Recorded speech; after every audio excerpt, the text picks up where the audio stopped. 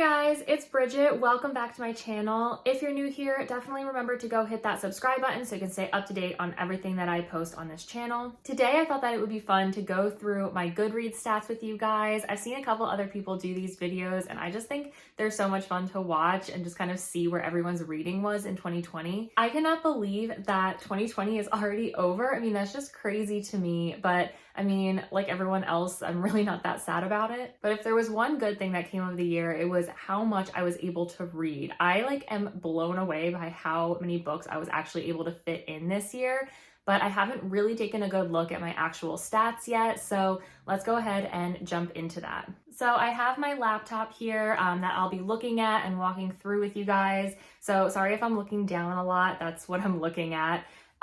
So to start off, let's take a look. So Goodreads says that I read 100 books here, but it's a lie. I read 101. I don't know why it hasn't updated yet. I fit in one more on the last day of the year. So actually I read 101. 35,618 pages. That is not bad. That's kind of crazy to think about fitting that many pages into a year. All right, so it says that my shortest book was Of Mice and Men, and that was 73 pages. That seems pretty accurate. I do read a lot of novellas, so I am surprised that this was the shortest one. But I mean, I guess 73 pages isn't really that long. Longest is Words of Radiance by Brandon Sanderson, and that clocks in at 1,310 pages.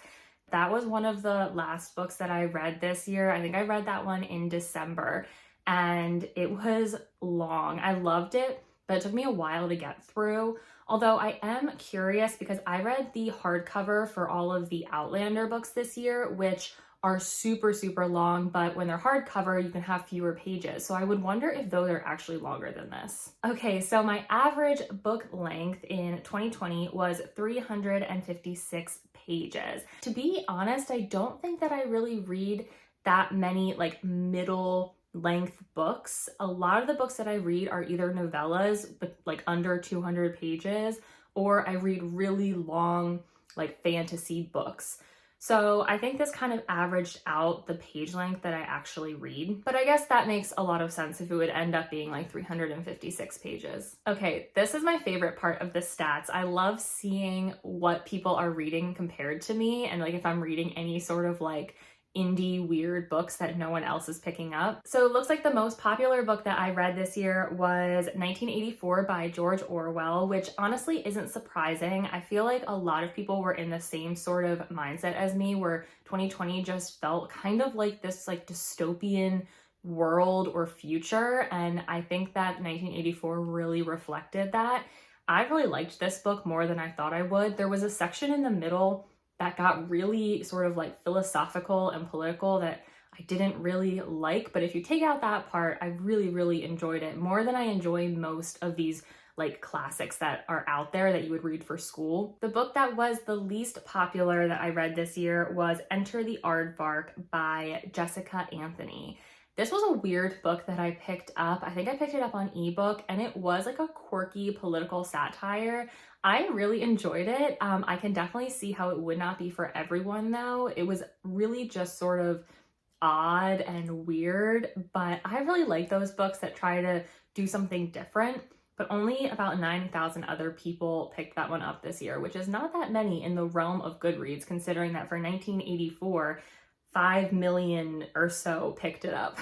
Okay, so now we're gonna go down to my average rating, and that was 4.1. That seems right. I don't usually read books that I don't think that I'm going to like, so a lot of my ratings tend to be higher. It's really an anomaly if I pick up something that's a 1 or 2 star, and usually that only happens when I pick a random book on Libby and then I get the ebook and read it and don't even know why I had it on my list to begin with. Okay, so let's go a little further down.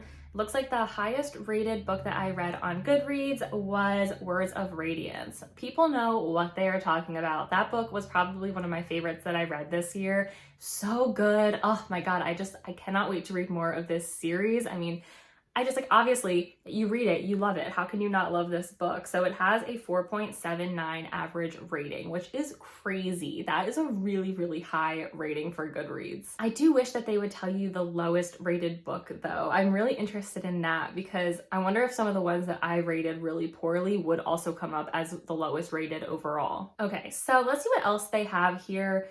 Oh, my first review of the year. Okay, so this was Lanny by Max Porter.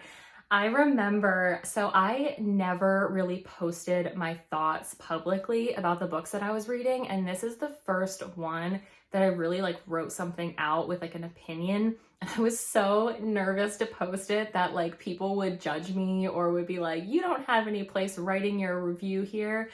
Obviously, that did not happen, but this is sort of what spurred the thought in my head to come up with a YouTube channel and actually put my opinions on books out into the world. So this little tiny review started a lot. And what did I even say? I said, this was such an odd little book, but I was so drawn into the story and the unique format that I couldn't put it down. I mean, that's accurate. This was a really charming book. It was weird and like beautifully written and very poetic, and the format was different, which I think is so much fun. If you like books that sort of like push the boundary of how you format a story, Lanny is a really great one for you to check out. All right, and then I think the only thing that's really left on this page on Goodreads are the list of books that I read this year. So let's just scroll through those. I think they're just so pretty when they like organize it so nicely and it's so colorful and you can see all the covers. It's my favorite thing to look through on this site. So starting out, lots of good books at the beginning of the year. Oh, Outlander, this started it all. Oh man, this was a crazy year for me reading Outlander. I just flew through all of those. Lord of the Flies, I absolutely hated that book. Oh, Shadow and Bone, I flew through these. I think I read these maybe in like September or late this summer. I don't really remember, but oh my gosh, they were so much fun. It just like threw me into Leigh Bardugo's like Grishaverse, and I could not get enough of them. I read them like one after the other. Yep, Six of Crows, that's accurate. Read them right after all of the Shadow and Bone series.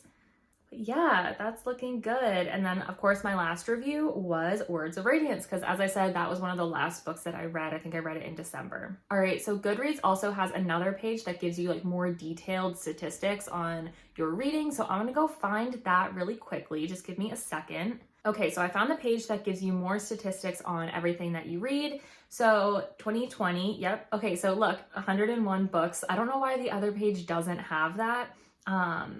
So let's load those. All right, so you can see that mostly I gave 4 and 5 stars. There are a lot of books here. 3 stars, usually that just means that like I didn't love it. It was just fine and it's kind of forgettable to me. And then only a couple out of all the books that I read that were 2 or 1 stars. I mean, only 2 hit the 1 star mark, and you have to really be bad for me to just hate you enough to give you that 1 star rating. All right, so I skipped over pages. We're gonna go to publication year because I think this is really interesting. Okay, so this section here is the section for 2020, and I think this is really telling. I do try to read books that were published in the past and not just new releases. And actually, I think I'm pretty bad at reading new releases. I kind of forget about them. But I have a good chunk of books here that were written before 2000, which I think is really great because there are so many great books out there that just kind of get forgotten because they aren't new releases and they're not getting the like publicity anymore. But the majority of the books that I read, you can see, are in the kind of 2000 and on range. All right, so let's see books over time. See which was my best reading month. Okay, ooh, all right, so let's see what this month here is. That's April. Okay, so that makes a lot of sense. It says that I read 14 books in April, and that was obviously at the beginning of the COVID quarantine in the US.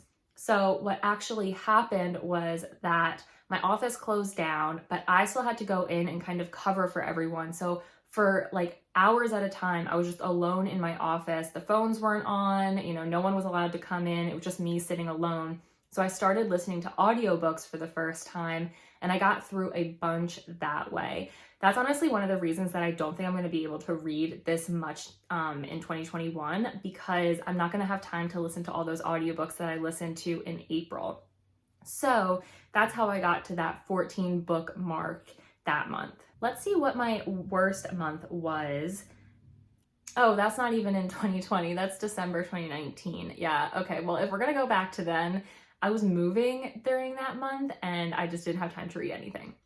But we're not focused on 2019 right now. We're going to 2020.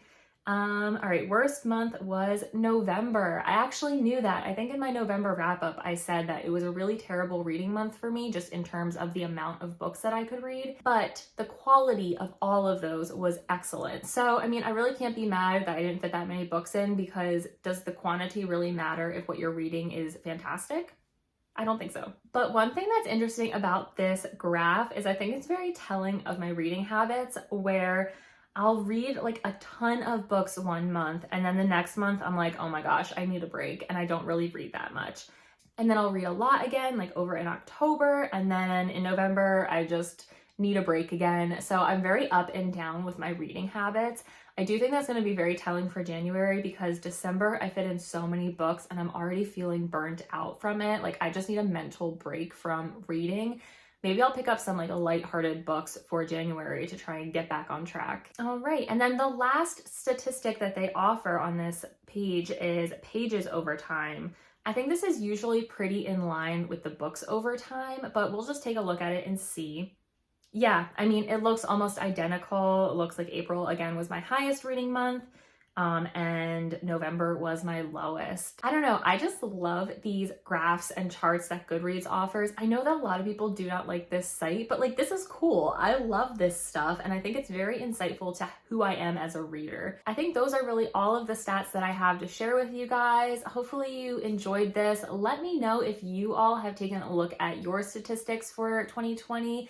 And if they aligned with what you thought they would be, or if they were like way off and a total surprise. I tend to look at these throughout the year as I'm reading to try and figure out if I'm staying on track with what I want, or if I need to improve in any ways. But it had been a while since I actually did look at them, so it was really fun for me to go through them with you. Anyway, that is it for today. Please do remember to like and subscribe, and also be sure to go check me out over on Instagram and Goodreads. I will put the links to those sites down in the description below. Otherwise, I will see all of you in my next video.